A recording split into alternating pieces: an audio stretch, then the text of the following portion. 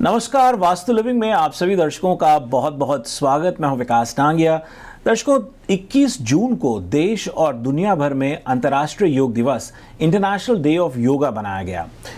ध्यान रहे आपको कि योगा का एक अहम हिस्सा है ध्यान, मेडिटेशन, और बहुत से लोगों ने ये इच्छा व्यक्त करी कि हम अपनी वास्तु और फंग शुई कंसल्टेंट पल्लवी जी से योगा मेडिटेशन रूम के बारे में बातचीत करें कि वास्तु अनुसार उसका रखरखाव क्या होना चाहिए। इसी को ध्यान में रखते हुए आज हम अपनी वास्तु और फंग शुई कंसल्टेंट पल्लवी जी से बातचीत करेंगे yoga, meditation room and vastu विषय पर। आइए उनका स्वागत करते हैं। पल्लवी जी, वास्तु लिविंग में आपका बहुत बहुत स्वागत। क्या कहेंगे yoga, meditation room and vastu? Yoga और मेडिटेशन लाइफ का उतना ही इम्पोर्टेंट हिस्सा है जितना हम अपने काम और करियर के ऊपर फोकस करते हैं, क्योंकि योगा और मेडिटेशन से हम बैलेंस रह पाते हैं। लाइफ में अप्स एंड डाउन्स तो आते रहते हैं, क्योंकि वो तो पार्ट ऑफ द लाइफ है। बिजनेस की वजह से, घर फैमिली के आसपास के रिलेशनशिप की वजह से ऐसा बहुत ही नेचुरल होता है कि लाइफ में अप्स एंड डाउन इमोशनली बहुत तरह से आ सकते हैं, स्ट्रेस बढ़ सकता है, काफ़ी सारी चीज़ें हैं। तो अगर आप डेली बेस पे योगा और मेडिटेशन करते हो तो अपने आप पे एक संतुलन बना रहता है। कहते हैं ना कि vastu is a balancing formula. वैसे ही कह सकते हैं कि योगा और मेडिटेशन जो है वो भी आपको, जैसे हम पूजा करते हैं उससे हमारी साधना सिद्ध होती है और हम मेडिटेशन की वजह से अपने आप को बैलेंस रखते हैं, ठीक उसी तरीके से योगा से अच्छी हेल्थ भी रहती है और हम मानसिक तौर पे, भावुक तौर पे अपने आप को बैलेंस कर सकते हैं। तो मेरे अनुसार योगा मेडिटेशन लाइफ का एक हिस्सा है। जैसे आप डेली अपनी रूटीन एक्टिविटी करते हो, ठीक उसी तरीके से इसको भी पार्ट ऑफ द लाइफ बनाना चाहिए। बहुत से लोग ये भी बात करते हैं कि देखिए, मैं प्रयास तो कर रहा हूँ मेडिटेशन करने का, ध्यान करने का, लेकिन हो नहीं पाता है। एक तो ये गाइड कीजिए कि किस दिशा में फेस करते हुए वो मेडिटेशन करें तो उनके लिए उपयुक्त है, और फिर खास अगर हम कमरे की बात करें तो उसके रखरखाव के ऊपर भी आएंगे। वास्तु शास्त्र के नियम के अनुसार मेडिटेशन के लिए, साधना के लिए, योगा के लिए कुछ प्रोडक्ट रेमेडी को सजेस्ट किया जाता है और कुछ खास तरह के कलर्स को भी सजेस्ट किया जाता है। अगर शुरू से मौका मिलता है और क्लाइंट के पास हर तरह के ऑप्शंस या अवेलेबिलिटी होती है तो डायरेक्शन को सबसे ज़्यादा इम्पोर्टेंस दिया जाता है। लेकिन काफ़ी टाइम से मैं अपनी जो वास्तु कंसल्टेशन की प्रैक्टिस कर रही हूँ एज अ कंसल्टेंट, उसमें हम लोगों के ऑन साइट लोकेशन पे जाते हैं तो मैंने देखा है कि काफ़ी घरों के अंदर एक ऐसा सिस्टम बना हुआ है कि वो लोग जब मेडिटेशन करते हैं या योगा करते हैं तो अपने गेस्ट रूम का उपयोग कर लेते हैं, क्योंकि गेस्ट रूम में एवरीडे कोई होता नहीं है, तो गेस्ट रूम का उपयोग करते हैं। कई बार बच्चों के रूम का उपयोग करते हैं, कुछ लोग भगवान के मंदिर के एरिया में करते हैं, कुछ लोग बेसमेंट में उसकी अपनी जगह बनाते हैं। तो मैंने देखा है कि हमारे सिस्टम में जो एक सेटअप है, वास्तुशास्त्र के बारे में जो एक मान्यता है कि भाई किचन के लिए हम बहुत ही ज़्यादा कॉन्शियस और अवेयरनेस है। मास्टर बेडरूम कहाँ पे होना चाहिए उसके बारे में वास्तु में काफ़ी सारी बातें हैं। बच्चों के कमरों के बारे में हम सोचते हैं, लेकिन मेडिटेशन जैसे इतने इम्पोर्टेंट सब्जेक्ट जिसका लिंक आपकी पूरी सिस्टम के साथ जुड़ा हुआ है, आपके माइंड, बॉडी और सोल के साथ जुड़ा हुआ है, तो कई बार मेडिटेशन के लिए हम इतनी प्रायोरिटी नहीं रखते हैं कि घर के अंदर स्पेसिफिक दिशा के कॉर्नर को चूज़ किया जाए, वहाँ पे खास तरह के कलर्स को लगाया जाए, वहाँ पे खास तरह के आसपास के रखरखाव को रखा जाए। बहुत सारी चीज़ें हमारे आसपास होती रहती है, जिसकी वजह से काफ़ी बार ऐसा होता है कि हम अगर हाइपर पर्सनालिटी है, हम बहुत ज़्यादा एग्रेसिव पर्सनालिटी है, तो ऐसे लोगों को मेडिटेशन और योगा में बैठने के बाद भी संतुलन करना या बैलेंस करना उनके लिए बहुत डिफ़िकल्ट हो जाता है। जबकि अगर हम वास्तु के छोटे छोटे टिप्स को अप्लाई करते हैं तो वो काफ़ी हद तक आपके लिए हेल्पफुल होते हैं, ताकि आप इजीली, आसानी से उस मेडिटेशन को सक्सेसफुली कर सको, आप उसके अंदर प्रॉपर तरीके से जुड़ सको। तो यहाँ पे सबसे पहले बात दिशाओं की करते हैं। काफ़ी बार ऐसा होता है कि हो सकता है कि वास्तु के हिसाब से जो दिशाएं अभी आपको मैं बता रही हूँ वो सही हो, लेकिन फिर भी उसकी पोजीशन के साथ उसमें जुड़ना पड़ेगा। जैसे योगा और मेडिटेशन के हिसाब से वास्तुशास्त्र के नियम के अनुसार, चाहे कोई भी दिशा की पर्सनालिटी हो, आप कोई भी तरह के घर में रहते हो, लेकिन सबसे आइडियल दिशा मानी जाती है नॉर्थ ईस्ट कॉर्नर, यानी कि ईशान दिशा, क्योंकि वहाँ पे कॉस्मिक एनर्जी रहती है। नॉर्थ यानी उत्तर दिशा, वहाँ पे मैग्नेटिक फोर्स रहता है। ईस्ट यानी पूर्व दिशा, वहाँ पे नेचुरल एनर्जी रहती है। तो इन तीन दिशाओं को सबसे ज़्यादा प्रायोरिटी माना जाता है। अगर किसी वजह से आपके पास ये तीनों दिशाओं में अवेलेबिलिटी ना हो तो जो सेकंड दी बेस्ट ऑप्शन है उसमें सेकंड दी बेस्ट ऑप्शन में है नॉर्थ वेस्ट यानी वायव्य दिशा, और साउथ ईस्ट यानी कि अग्नि दिशा। बट हो सके तो फर्स्ट प्रायोरिटी को ही चूज़ करना चाहिए, क्योंकि उसमें भी आपके पास 3 ऑप्शन मिल जाते हैं जी। अब ये 3 दिशाओं के ऑप्शन क्यों दिए जाते हैं, उसकी वजह यह है कि अगर आपके घर की रचना ऐसी हो कि आपके घर के नॉर्थ ईस्ट कॉर्नर में टॉयलेट पड़ता हो, या नॉर्थ ईस्ट कॉर्नर में सीवर लाइन या सेप्टिक टैंक पड़ती हो, तो उस कंडीशन में आप नॉर्थ ईस्ट को ना चूज़ करते हुए नॉर्थ या ईस्ट के ऑप्शन में जा सकते हो।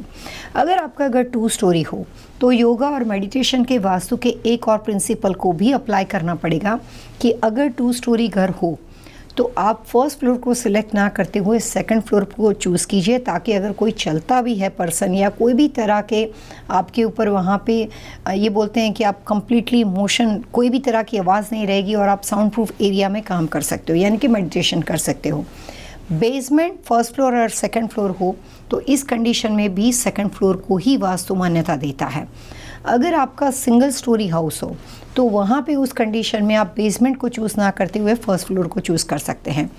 तो प्रिंसिपल ये है कि सबसे ज़्यादा टॉप फ्लोर की जो रचना है उसको चूज़ किया जाना चाहिए। उत्सुकता तो पल्लवी जी यहाँ पर मेरे को कलर्स की जानने की है। जब हम आपने शुरुआत में कहा कि कलर्स जो है इसमें बहुत सिग्निफिकेंट रोल प्ले करते हैं, तो मैं कलर्स के बारे में जानना चाहता हूँ। लेकिन कमरा सही दिशा में यदि नहीं हो पाता है, जो दिशाएं आपने हमें गाइड करी, किसी कारणवश वो दिशाएं नहीं हो पाती हैं, लेकिन कमरा किसी और दिशा में हो, उस कमरे के अंदर यदि व्यक्ति नॉर्थ या नॉर्थ ईस्ट या ईस्ट में फेसिंग करके बैठता है, यानी वेस्ट का कमरा हो या साउथ का कमरा हो, उसमें अगर वो इन सही दिशाओं में फेस करके बैठता है, क्या वो भी चलेगा? बहुत अच्छा सवाल है आपका। यहाँ पे फेसिंग का इफ़ेक्ट कम होगा, पोजीशन और फेसिंग दोनों को साथ में मिलाना पड़ेगा। इवन आप यहाँ तक कि नॉर्थ ईस्ट के कमरे को चूज़ करते हो या नॉर्थ के करते हो या ईस्ट को करते हो, तो वहाँ पे भी उस कंडीशन के अंदर योगा के लिए वास्तुशास्त्र के नियम के अनुसार सबसे best ideal direction towards face करने के लिए मानी जाती है नॉर्थ। और अगर आप मेडिटेशन की बात करते हो, पूजा की बात करते हो, मेडिटेशन कोई भी हो सकती है, साधना हो सकती है, कुछ भी हो सकता है, तो मेडिटेशन के लिए सबसे आइडियल दिशा मानी जाती है नॉर्थ ईस्ट। नॉर्थ और ईस्ट की किसी भी तरह के डायरेक्शन की पोजीशन में सबसे बेस्ट डायरेक्शन मानी जाती है ईस्ट। तो दोनों की फेसिंग जो है वो डिफरेंट है। अब अगर हमारे पास फर्स्ट ऑप्शन भी अवेलेबल ना हो, सेकंड ऑप्शन भी अवेलेबल ना हो, तो उस कंडीशन में आपने जैसे कहा कि हम कोई भी डायरेक्शन को चूज़ करें, बट अगर हम अपना फेसिंग सही कर दें, लेकिन उसका जो इफ़ेक्ट होता है, उसकी जो पॉजिटिव वाइब्रेशन होते हैं, तो वो इतने सकारात्मक ऊर्जा आपको नहीं मिल पाती है। लेकिन अगर ये बोलते हैं ना कि कुछ भी ना मिले तो जितना दी बेस्ट कर सकते हो करने में कोई हर्ज नहीं है। तो अगर आपके पास फर्स्ट ऑप्शन ना हो, सेकंड ऑप्शन ना हो, तो थर्ड ऑप्शन में ये बात पे आप डेफिनेटली जा सकते हो, क्योंकि वास्तु जो है वो अपने आप में एक रेमेडियल साइंस है, तो उसमें हर तरह की चीज़ों के लिए एक से ज़्यादा ऑप्शंस मिल जाते हैं। तो आप थर्ड ऑप्शन में किसी भी डायरेक्शन को चूज़ करो, लेकिन अगर आपकी योगा करने की इच्छा है, एवरीडे करते हो, तो आपका फेसिंग टूवर्ड्स नॉर्थ होना चाहिए। अगर आप मेडिटेशन करते हो तो फेसिंग टूवर्ड्स ईस्ट होना चाहिए। ये आपने इच्छा जो शब्द का प्रयोग किया ना, ये बहुत ज़रूरी है। देखिए ऑप्शंस हो सकते हैं, लेकिन मन से करने की इच्छा आनी चाहिए, तभी आपको उसके अच्छे रिजल्ट्स नज़र आएंगे। वक्त एक छोटे से ब्रेक का हो चला है। ब्रेक के उस पार हम पल्लवी जी से yoga, meditation room and vastu विषय पर बातचीत को जारी रखेंगे। दर्शकों, आप बने रहिए हमारे साथ। ब्रेक से पहले आपने अच्छे कुछ ऑप्शन सलाह दी कि किस दिशा में कमरा होना चाहिए योगा मेडिटेशन का, और यदि वो कमरा उस दिशा में नहीं है, आप स्वयं बैठ करके किसी भी दिशा का कमरा हो, तो कुछ ऑप्शंस की आपने अच्छी सलाह दी। बातचीत आकर के थमी थी कि कलर्स जो हैं वो योगा मेडिटेशन रूम के अंदर बहुत सिग्निफिकेंट रोल प्ले करते हैं। तो क्या क्या कलर्स हो सकते हैं, ऑप्शंस क्या हैं? यहाँ पे कलर्स के बारे में डिस्कस करने के साथ साथ एक बात मैं ये भी बता दूँ कि वास्तुशास्त्र के नियम के अनुसार, इवन फेंग शुई के अनुसार, योगा मेडिटेशन के लिए जिस रूम को आप सिलेक्ट करते हो, वो रूम के अंदर ये बात भी बहुत इम्पोर्टेंट होती है कि रूम का अरेंजमेंट कैसा है। तो वहाँ पे बहुत ही लेस फर्नीचर होना चाहिए। जैसे मैंने शुरुआत में कहा कि अगर आपके घर का गराज नॉर्थ ईस्ट में पड़ता हो, नॉर्थ में पड़ता हो, ईस्ट में पड़ता हो, और आम तौर पे ज़्यादातर ऐसा होता है कि गराज में कुछ स्टोरेज ज़्यादा होता है, कई बार कार पार्किंग होती है, बहुत सारा सामान रखा जाता है, तो रूम सिलेक्शन से पहले आपको इस बात को भी प्रायोरिटी रखनी पड़ेगी कि उसके आसपास कमरे में सबसे ज़्यादा लेस फर्नीचर हो या बहुत ही ज़्यादा क्लटर ना हो, क्लटर फ्री चीज़ें होनी चाहिए, तब जाके हमें योगा योगा और मेडिटेशन की साधना में एक ख़ास तरह की अनुभूति या सिद्धि मिलती है। कलर बहुत ही ज़्यादा इम्पोर्टेंट होते हैं। अगर बात सबसे पहले योगा की करते हैं, क्योंकि मेडिटेशन के लिए और योगा के लिए, मेडिटेशन और योगा के लिए दोनों के लिए कंबाइंड कलर हो सकते हैं, लेकिन अगर हम सिर्फ योगा के बारे में बात करते हैं तो वहाँ पे कुछ कलर्स के ऑप्शन अलग हो जाते हैं। तो अगर हम सिर्फ योगा के बारे में बात करते हैं तो मैं कहना चाहूँगी कि जितने हो सके उतने सिर्फ और सिर्फ न्यूट्रल कलर का प्रयोग करना चाहिए। ब्राइट कलर का प्रयोग बिल्कुल ही नहीं करना चाहिए। ऑफ वाइट हो सकते हैं, सिल्वर हो सकता है, क्रीम, आइवरी, बेज, इस तरह के लाइट कलर का टोन यूज़ करना चाहिए।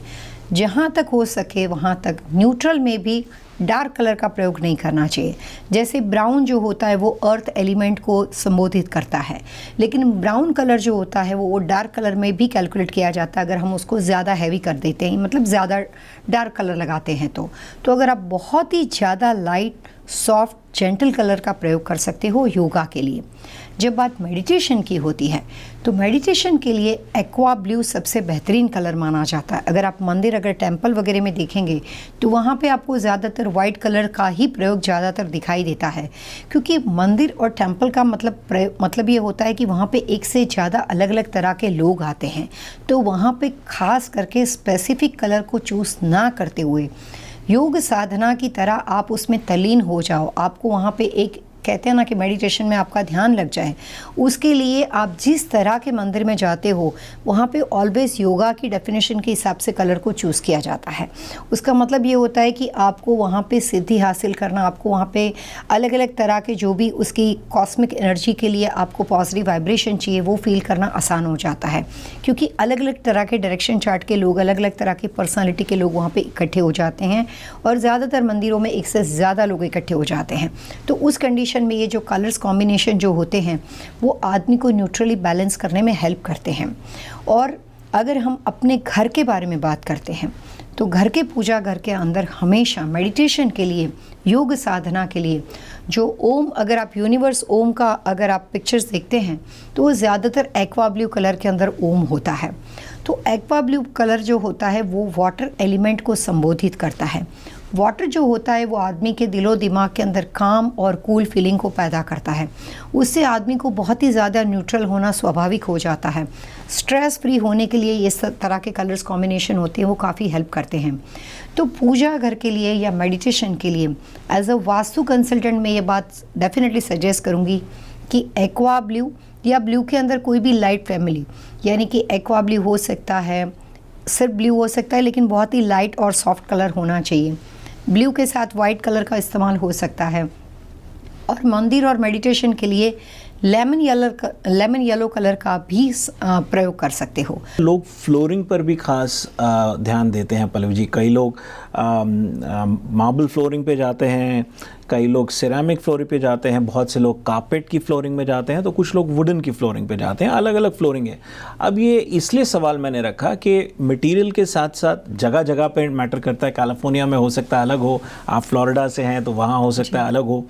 योग साधना और मेडिटेशन के लिए वास्तु के नियम के अनुसार ये बात को ध्यान में ज़रूर रखना चाहिए कि आपका जो भी फ्लोरिंग हो उसके ऊपर आपको एक आसन रखना पड़ेगा। आसन में इसलिए संस्कृत वर्ड्स का प्रयोग कर रही हूँ क्योंकि कोई भी फ्लोरिंग हो, आप डायरेक्टली अगर आपने 100% वास्तु के हिसाब से फ्लोरिंग बनाया हुआ हो फिर भी आप बिना आसन वहाँ पे साधना नहीं कर सकते हो, तो आसन का प्रयोग तो करना ही पड़ेगा। पहले बात फ्लोरिंग की करते हैं, फिर आसन के कलर्स कॉम्बिनेशन के बारे में बात करते हैं।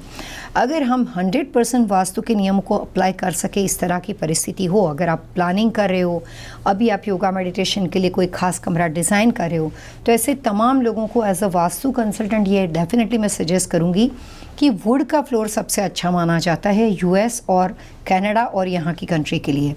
अगर हम इंडिया के बारे में बात करते हैं तो वहाँ पे शायद आप वुड विथ मार्बल का प्रयोग कर सकते हो, लेकिन मैंने अपनी लाइफ में सबसे अच्छे जो भी अभी तक मेडिटेशन सेंटर बनाए हैं या जहाँ कहीं इस तरह की व्यवस्था में जिस बड़ी बड़ी कंपनियों को इस तरह की जो हेल्प की है, जिनके काफ़ी बड़े बड़े योगा और मेडिटेशन सेंटर है, वहाँ पे हमेशा वुड फ्लोर को ज़्यादा मान्यता दी है, क्योंकि वुड फ्लोर जो होता है वो वास्तु के हिसाब से नेचुरल एनर्जी को संबोधित करता है और वो अच्छी हेल्थ की निशानी है। और योगा और मेडिटेशन का पर्पस भी यही होता है कि सबसे अच्छी हमारी हेल्थ रहे। दर्शकों, वास्तु लिविंग में वक्त हो चला एक और छोटे से ब्रेक का। ब्रेक के उस पार हम पल्लवी जी से पहले जानेंगे टिप ऑफ द वीक और फिर आज के विषय को और आगे बढ़ाएंगे। आप बने रहिए हमारे साथ। स्वागत आप सबका एक बार फिर से। आप देख रहे हैं वास्तु लिविंग और आज हम अपनी वास्तु और फंग शुई कंसल्टेंट पल्लवी छिलावड़ा जी के साथ yoga, meditation room and vastu विषय पर बातचीत कर रहे हैं। पल्लवी जी, वास्तु लिविंग में आपका एक बार फिर से स्वागत। इससे पहले कि हम विषय को और आगे बढ़ाएं, पहले आपसे जान लेते हैं टिप ऑफ द वीक। हम योगा और मेडिटेशन के बारे में बात करते हैं तो मैं यहाँ पे कहना चाहूँगी कि वास्तु के हिसाब से अगर आप किसी वजह से राइट योगा और मेडिटेशन रूम को चूज़ नहीं कर सकते हो तो आपको उस वास्तु दोष को फिक्स करने के लिए, आपको रेक्टिफिकेशन के लिए रेमेडी के तौर पे अपने आसपास बहुत ज़्यादा क्रिस्टल के डेकोरेशन का प्रयोग करना चाहिए।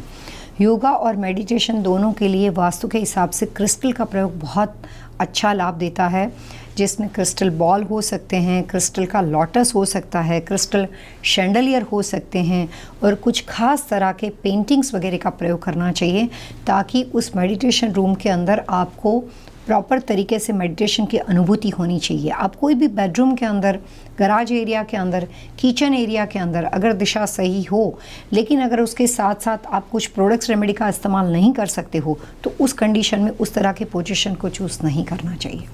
पल्लवी जी, बहुत से लोग जो है योगा मेडिटेशन रूम में अरोमा थेरेपी का भी प्रयोग करते हैं जी। और एक तो ये कि अगर करते हैं वो कितना सही है, दूसरा अगर करें तो किस किस तरह के अरोमास को भी प्रयोग में लेके आ सकते हैं, क्योंकि आजकल तो तरह तरह की खुशबू स्मेल करने को मिलती है। योगा के लिए जनरली लोग अरोमा प्रोडक्ट्स का इस्तेमाल नहीं करते हैं, लेकिन अगर किसी वजह से आपको पसंद हो, अगर आपका कंफर्ट लेवल उससे हो तो आप कर सकते हो। ऐसे कोई रूल्स नहीं है कि आपको नहीं करना चाहिए।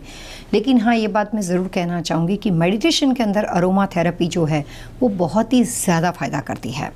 योगा और मेडिटेशन के लिए सबसे बेस्ट है कलर थेरेपी और आपके आसपास का रख रखाव और राइट पोजीशन, राइट रूम का सिलेक्शन एंड राइट फेसिंग, यानी कि सही दिशा।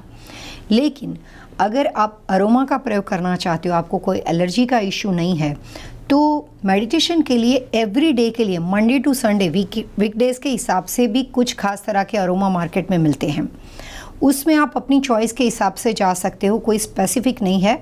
अगर एज ए वास्तु कंसल्टेंट मैं सजेस्ट करूंगी तो आपको ये डेफिनेटली कहूँगी कि जो सैंडलवुड होता है उसको सबसे अच्छा मानते हैं, जो आप 7 डेज़ अ वीक 365 डेज़ इस्तेमाल कर सकते हो।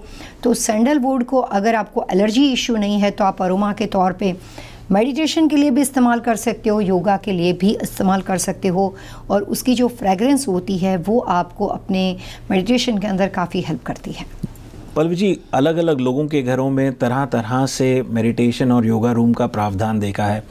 कुछ के पास जगह होती है और कुछ के पास जगह नहीं होती है, तो इच्छा तो है, तो इसलिए वो क्या करते हैं कि कभी एटिक स्पेस में जगह है तो उसको मेडिटेशन रूम बना देते हैं, कुछ के पास गराज में सिचुएशन है तो गराज को बना देते हैं। तो पहला ये समझे कि इस तरह की परिस्थिति में इन स्पेसेस में जो है आपको योगा मेडिटेशन रूम बनाना चाहिए या नहीं, एक तो ये।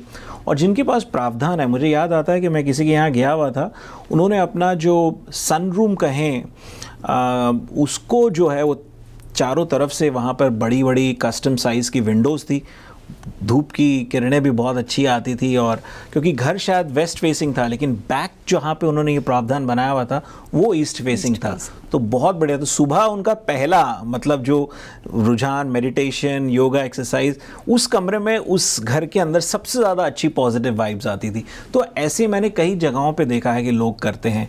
क्या गाइड करेंगे? काफ़ी बार ऐसा होता है कि एज अ वास्तु कंसल्टेंट जब लोग मुझे क्वेश्चन करते हैं सोशल मीडिया के माध्यम से, जब कभी किसी कन्वेंशन वगैरह एग्जीबिशन में मिलते हैं तो उसके माध्यम से, तो ये सवाल मेडिटेशन के लिए बहुत आता है कि आइडियल मेडिटेशन के लिए कमरा जो होता है वो डे लाइट वाला होना चाहिए कि डार्क होना चाहिए। क्योंकि काफ़ी बार ऐसा होता है कि कुछ लोगों को जब वो मेडिटेशन करते हैं तो अगर उनको डे लाइट होती है तो वो उनको डिस्टर्ब करती है क्योंकि वो यूज टू नहीं है इतनी ज़्यादा डे लाइट से। और काफ़ी सारे लोग ऐसे हैं कि जब वो मेडिटेशन करते हैं तो उनको अगर बहुत ही ज़्यादा कमरा डार्क हो जाता है तो उनको वहाँ से सफोकेशन होनी शुरू हो जाती है, लो फील करते हैं। हाँ, तो हर एक की अपनी अपनी एक परिस्थिति है। मुझे लोग बोलते हैं कि मेडिटेशन के लिए आइडियली वास्तु के हिसाब से क्या होना चाहिए, तो मैं उनको सिर्फ ये कहती हूँ कि पुराने ज़माने में हमारी जो मैथोलॉजिकल बुक्स है उसमें हमारे जो ऋषि मुनि थे वो जंगलों में जाके साधना करते थे। तो उनकी परिस्थिति क्या थी कि वो ओपन एरिया में बैठते थे और काफ़ी बार हमने सुना है कि सालों साल तक वो वहाँ पे ऐसा लगता था कि वहाँ से हिलते नहीं थे। तो सालों साल तक उनके ऊपर वहाँ पे बैठे बैठे बैठे उनकी साधना में बहुत साल बीत जाते थे, उनको मालूम भी नहीं होता था। लेकिन वो ओपन एरिया में बैठते थे तो वहाँ पे कोई चीज़ कवर्ड नहीं होती थी। आज के ज़माने में हम पूरा कमरा डार्क करके जब मेडिटेशन करते हैं तो वो हमारी जो लेटेस्ट यहाँ की जो मॉडर्न लाइफस्टाइल है उसके हिसाब से इतनी ज़्यादा डे लाइट हमें बॉदर करती है, हम उससे यूज टू नहीं है, आंखें उससे चकाचौंध हो जाती है और मेडिटेशन तो दूर की बात है, हमारी आंखें तुरंत खुल जाती हैं। लेकिन ये मैं कहना चाहूँगी कि ऐसा कोई थंब रूल नहीं है। एज अ वास्तु कंसल्टेंट मैं सिर्फ एक बात को कहना चाहूँगी कि मेडिटेशन के लिए दिशाओं के साथ साथ जब आप रूम सिलेक्शन करते हो तो सबसे पहले ये देखना है कि वो कमरे के अंदर बहुत ही ज़्यादा लोगों का आना जाना ना हो, यानी कि क्वाइट हो, और कोई भी तरह का वो बेडरूम नहीं हो सकता, मास्टर बेडरूम भी नहीं हो सकता, गेस्ट रूम भी नहीं हो सकता, बच्चों का कमरा भी नहीं हो सकता। क्योंकि बेड की व्यवस्था के पास मेडिटेशन करने के लिए ज़्यादातर बेडरूम के अंदर सफिशिएंट स्पेस नहीं होती। लेकिन आप अपने मास्टर बेडरूम के डैन के अंदर जो एडिशनल स्पेस होती है वहाँ पे जाके अगर आप करते हो तो आप कर सकते हो। सबसे बड़ा थंब रूल है कि आपकी बॉडी का जो ओरा होता है उसके आसपास का जो एरिया होता है, अगर किसी भी आदमी को अगर हम सुला देते हैं 5 से 6 फीट की अगर हम हाइट गिनते हैं तो उसके ओरा के अगर आसपास अगर हम सर्कल बना देते हैं उतने एरिया के अंदर कोई भी फर्नीचर नहीं होना चाहिए। तो हम कई बार कंजेस्टेड स्पेस के अंदर भी थोड़ा संभल के योगा करते हैं कि ये सोच के कि बेड पे हाथ लग जाएगा लेकिन इतनी स्पेस है हम कर लेते हैं। तो इस तरह से अगर आपके बॉडी के ओरा के आसपास अगर वहाँ पे कोई भी फर्नीचर पड़ता हो तो उस कंडीशन में वो व्यवस्था को आप खामीपूर्ण व्यवस्था वास्तु के हिसाब से मानी जाती है और मेडिटेशन और योगा के लिए उस तरह के रूम को सिलेक्शन में नहीं रखना चाहिए। खासतौर पर मेडिटेशन एक ऐसी एक क्रिया है, योग का ही अहम हिस्सा है, जहाँ पर लोग ध्यान केंद्रित फोकस करने के लिए बैठते हैं और जिससे उनको काफ़ी ऊर्जा मिलती है जी। और संतुलित, जैसे हमने शुरुआत में कहा, महसूस करते हैं। और उसके प्रयोग में या तो वो किसी पिक्चर को, किसी इमेज को अपने सामने रखते हैं। बहुत से लोगों को मैंने देखा है कि वो क्रिस्टल का भी प्रयोग करते हैं, क्रिस्टल की ओर देखते हैं और and that allows them to focus और उसकी जो रेज निकलती हैं। तो क्रिस्टल का प्रयोग करना चाहिए, नहीं करना चाहिए? योगा और मेडिटेशन दोनों के लिए वास्तु के अंदर अगर हम अलग अलग तरह के ऐसे प्रोडक्ट्स रेमेडी के बारे में बात करते हैं जो सिर्फ रेमेडी नहीं है, जो एनर्जी बढ़ाने के लिए आपको काफ़ी हेल्प करती है, उसमें सबसे प्रायोरिटी में आता है क्रिस्टल। उसके बाद क्रिस्टल के बहुत सारी चीज़ें हैं। क्रिस्टल का बॉल हो सकता है, क्रिस्टल के बने हुए अलग अलग तरह के शैंडलियर हो सकते हैं, लोटस लाइट हो सकती है। यहाँ पे मैं कहना चाहूँगी कि रूम कलर सिलेक्शन के साथ साथ, प्रोडक्ट रेमेडी के साथ साथ, वास्तु शास्त्र के नियम के अनुसार योगा और मेडिटेशन के लिए जिस रूम का रखरखाव आप इतनी प्रायोरिटी देते हो वहाँ पे पिक्चर, पोस्टर, पेंटिंग का इम्पोर्टेंस बहुत ज़्यादा है। जिस कमरे में आपकी बहुत ज़्यादा फैमिली पिक्चर हो वो आप योगा और मेडिटेशन के लिए चूज़ नहीं कर सकते। जो भी डेडिकेटेडली कमरा आप डिसाइड करते हो उसमें आपको अपने कोई भी एंसेस्टर पिक्चर्स, फैमिली पिक्चर्स, देवी देवता के पिक्चर्स, इस तरह की चीज़ों को अगर आप न्यूट्रल अपने आप को बैलेंस करना चाहते हो तो यूज़ नहीं करना चाहिए। जैसे बहुत सारे लोग सिर्फ ओम को मान्यता देते हैं। आप किसी भी रिलीजन को बिलीव करते हो, ओम को देख के आपको नहीं लगेगा कि ओम पर्टिकुलर स्पेसिफिक रिलीजन का, ओम यूनिवर्सल है तो कोई भी इस्तेमाल कर सकता है। बहुत सारी अच्छी जानकारी हमें हमारी वास्तु फंग शुई कंसल्टेंट पल्लवी जी ने आज के एपिसोड में दी। इस बात का पूरा भरोसा है कि दर्शकों आपको उसका भरपूर लाभ मिलेगा। हमारे आज के एपिसोड में इतना ही। यदि आज के एपिसोड से संबंधित आपके मन में कोई सवाल हो, सुझाव हो, आप चाहते हैं कि हम पल्लवी जी से अन्य किसी विषय पर बातचीत करें तो आप हमें लिख सकते हैं।